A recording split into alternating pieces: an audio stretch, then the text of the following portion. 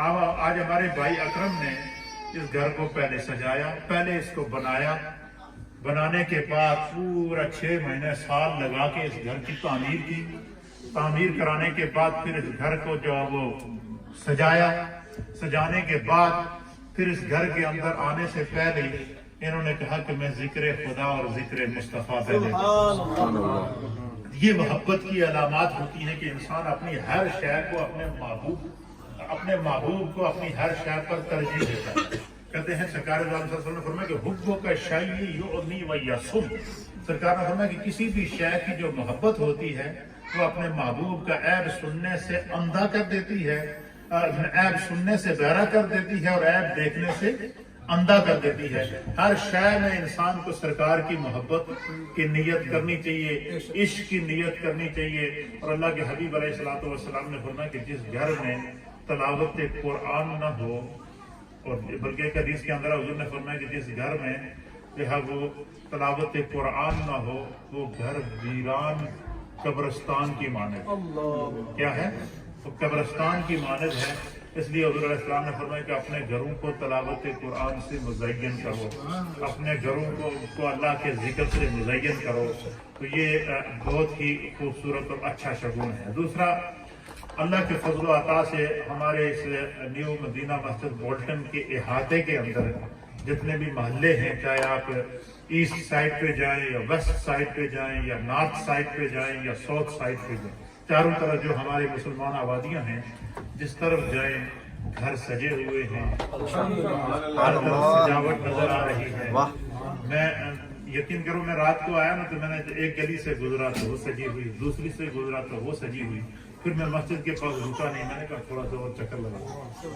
اچھا، میں 4-5 گلیوں میں گاڑی کے ساتھ میں نے چکر لگایا تو ہر گھر سے جہاں اہل ایمان رہ رہے ہیں، نبی پاک کے عاشق رہ رہے ہیں، کسی کے اوپر نعلین شریف چمک رہا ہے، کسی کے اوپر لائٹیں لگی ہوئی ہیں، تو یہ نبی پاک صلی اللہ علیہ وسلم سے مومن کا تعلق ہے۔ اور یہ تعلق ہمیں یہ نہ سمجھیے کہ اگر آپ نے اپنے گھر سجا کے، گھر سجائے اس لیے نہیں ہے، آپ نے بظاہر دنیا میں نبی کی خوشی میں گھر کو سجایا، خدا ہماری قبر کو بھی روشن کرے گا، کیونکہ حضرت حسن رضا صاحب رحمہ اللہ علیہ فرماتے ہیں کہ بس اتنا سبب ہے انعقاد بزم معاشر کا کہ ان کی شان محبوبی دکھائی جانے والی ہے۔ تو سرکار دو عالم صلی اللہ تعالیٰ علیہ وسلم کی یاد میں جو مجالس کی جاتی ہیں، محافل کی جاتی ہیں، کیوں نہ کی جائے۔ اچھا، میں اس پر آپ کو بڑی مزیدار بات بتا دوں کہ ہم اپنے آقا کا ہر وقت ذکر کیوں کرتے ہیں، ہر خوشی میں اپنے آقا کو شامل کرتے ہیں، کیونکہ ہماری جبلت کے اندر سرکار کی محبت رکھ لی گئی۔ بخاری شریف کی حدیث ہے، حضور علیہ الصلوۃ والسلام نے فرمایا کہ میرے دنیا سے ظاہری طور پر تشریف لے جانے کے بعد میری امت میں ایسے اہل ایمان پیدا ہوں گے، ایسے میری امت میں محبین پیدا ہوں گے، ان میں سے ہر ایک کی یہ خواہش ہوگی کہ میرا مال بھی چلا جائے، دولت بھی چلی جائے، میرے پاس اگر اقتدار ہے تو اقتدار بھی چلا جائے، میرے پاس اگر بینک بیلنس ہے تو وہ بھی چلا جائے، میری پوری زندگی کی متاع چلی جائے، اس کے بدلے میں مجھے صرف سرکار کے چہرے کی ایک جھلک نصیب ہو، دیدار مصطفیٰ کی ایک جھلک نصیب ہو جائے۔ تو فرما سرکار نے اور ایک بڑی اہم بات آپ کے سامنے پیش کرنا چاہتا ہوں کہ قرآن حکیم فرقان مجید کا جب ہم مطالعہ کرتے ہیں تو قرآن کریم میں اللہ تعالیٰ نے فرمایا کہ وَلَلْآخِرَةُ خَيْرٌ لَكَ مِنَ الْأُولَىٰ، اے محبوب آپ کی ہر آنے والی جو گھڑی ہے وہ گزری ہوئی گھڑی سے کیا ہے، بہتر ہے۔ اچھا، کمال کی بات، اچھا بہتر کیسے ہے؟ اب اس کا میں آپ کو پریکٹیکل آپ کے سامنے، آپ میں سے ہر ایک بندہ اس کو محسوس کرے۔ اس دفعہ ورلڈ رپورٹ یہ ہے کہ پوری دنیا کے اندر اس دفعہ نبی پاک کے جو اہل ایمان ہیں، اس دفعہ روئے زمین کے اوپر سب سے زیادہ نبی کے میلاد کی خوشی منائی گئی، سب سے زیادہ میلاد کی مجالس انعقاد کی گئی، سب سے زیادہ نبی پاک صلی اللہ علیہ وسلم کی سیرت کے اجتماعات کیے گئے، نبی پاک صلی اللہ علیہ وسلم کے میلاد کے اجتماعات کیے گئے، جلوسوں کی شکل میں کیے گئے۔ بلکہ میں نے تو اپنے جتنے بھی ساتھی ہیں جن کا میرے پاس نمبر آتا ہے، میں نے ان کا پورا ایک گروپ بنایا ہوا ہے، کوئی بھی اچھی چیز آئے تو میں ان کو سینڈ کرتا ہوں تاکہ یہ میسج کنوے ہے، زیادہ سے زیادہ میسج نبی پاک صلی اللہ علیہ وسلم کے میلاد کا جائے۔ تو اس دفعہ باقاعدہ پوری دنیا میں جو مجالس میلاد ہوئی ہیں، یہ ورلڈ ہے کہ پوری ورلڈ ریکارڈ ہے کہ اس سال روئے زمین پر سب سے زیادہ میلاد، سب سے زیادہ ذکر رسول ہوا ہے۔ کیوں؟ اللہ کا یہ فیصلہ ہے کہ وَرَفَعْنَا لَكَ ذِكْرَكَ، کیا محبوب ہم نے آپ کے لیے آپ کے ذکر کو بلند کیا؟ کیسے بلند کیا؟ اب اللہ نے کتنا ذکر بلند کیا اس کا کوئی احاطہ نہیں کر سکتا۔ اچھا یہ کیسے پتا چلے گا کہ نبی کا ذکر ہر گھڑی بلند ہو رہا ہے، ہر آن بلند ہو رہا ہے؟ کیسے پتا چلے گا؟ ہر مجلس میں آپ کو نئی چاشنی ملے گی، ہر مجلس میں آپ کو نیا لطف ملے گا۔ آپ مجھے بتائیں کہ چند لمحے پہلے تھوڑی دیر پہلے جب حافظ صاحب اور یہ جو عزیز چھوٹا بچہ یہ نعتیں پڑھ رہے تھے، آپ میں سے ہر آدمی جھوم رہا تھا یا نہیں رہا تھا؟ ہر ایک کو قرار محسوس ہو رہا تھا نہیں رہا تھا؟ ہر ایک کو سکون آ رہا تھا نہیں رہا؟ کیوں؟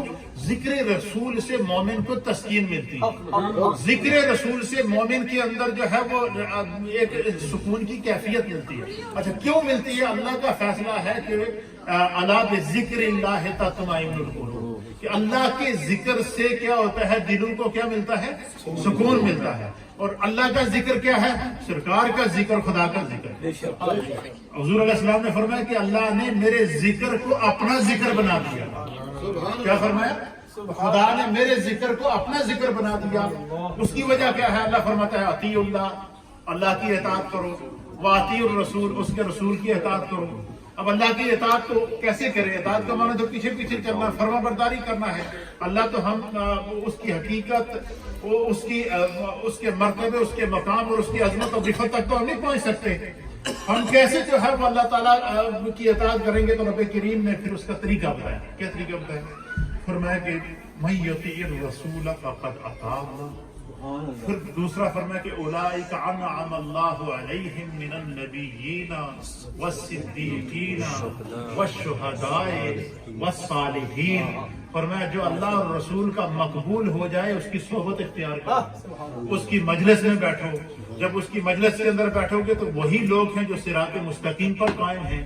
فرمایا اچھوں کے ساتھ رہ کر بندہ کیا ہو جاتا ہے؟ اچھا ہو جاتا ہے۔ اچھی صحبت انسان کو اچھا بنا دیتی ہے۔ اس لیے ہماری ہر مجلس کے اندر ذکر رسول ہوتا ہے، اور یہ اس کی علامت ہے کہ ہر سال بڑھ چڑھ کر ہم نبی کا میلاد مناتے ہیں۔ آخری نبی پاک کی سیرت کے حوالے سے ایک پیغام دے کر پھر میں ذکر کی طرف بڑھوں۔ قرآن حکیم اللہ کے حبیب علیہ الصلوۃ والسلام نے کی حدیث ہے، حضور علیہ السلام نے فرمایا کہ انا اتمم مکارم الاخلاق۔ سرکار نے فرمایا کہ میں جتنی کائنات میں اللہ نے اچھائیاں پیدا کی ہیں، جس کو گڈ ڈیڈز کہتے ہیں، کیا کہتے ہیں؟ گڈ ڈیڈز، اچھائیاں۔ جتنی کائنات میں اللہ نے اچھائیاں پیدا کی ہیں، جتنی، اس کو ہم شمار نہیں کر سکتے۔ ہر وہ چیز جس کے اندر اچھائی موجود ہے، ہر وہ شے جس کے اندر خیر موجود ہے، ہر وہ چیز جس میں ثواب موجود ہے، ہر وہ چیز جو اللہ کی رحمت اور کرم کا سبب بنتی ہے، اللہ کے حبیب علیہ السلام فرماتے ہیں، سرکار نے فرمایا کہ اللہ نے مجھے ان تمام اچھائیوں کو کمپلیٹ کرنے کے لیے بھیجا، مکمل کرنے کے لیے بھیجا۔ اچھا وہ کیسے بھیجا ہے؟ اللہ تعالیٰ نے نبی پاک صلی اللہ علیہ وسلم کی زندگی کو ہمارے لیے ایگزامپل بنایا ہے، نمونہ بنایا ہے۔ میں اس کی آپ کو چند مثالیں دوں۔ کیسے نمونہ بنایا ہے؟ دیکھیں، انسانیت کا کوئی شعبہ ایسا نہیں ہے جس کے متعلق سرکار دو عالم صلی اللہ علیہ وسلم کی زندگی ہماری رہنمائی نہ کرتی۔ اچھا اب جب دیگر انبیاء اکرام کو ہم دیکھتے ہیں تو ان میں سے بعض انبیاء اکرام ایسے ہیں جیسے حضرت عیسیٰ علیہ نبی علیہ السلام، اللہ کے نبی تھے، بہت برگزیدہ نبی تھے، بلکہ ہیں، اللہ کے عظیم برگزیدہ نبی ہیں۔ حضرت عیسیٰ علیہ السلام دنیا میں آئے، ان کے پیروکار بھی موجود ہیں، تھے اور ہیں، اور ان پر ایمان لانے والے بھی موجود ہیں۔ کیونکہ عیسیٰ علیہ السلام کی سیرت کے اندر ہمیں جہاں ہر خیر ملتی ہے جو اللہ نے ہم کو عطا کی تھی، سب کچھ ملتا ہے، لیکن وہاں ایک چیز کا نمونہ نظر نہیں آتا۔ وہ کیا نظر نہیں آتا؟ کہ عیسیٰ علیہ السلام نے شادی نہیں کی ہوئی۔ کیا نہیں کی ہوئی تھی؟ شادی کرنے سے پہلے ہی اللہ نے انہیں آسمانوں پر زندہ اٹھا لیا تھا۔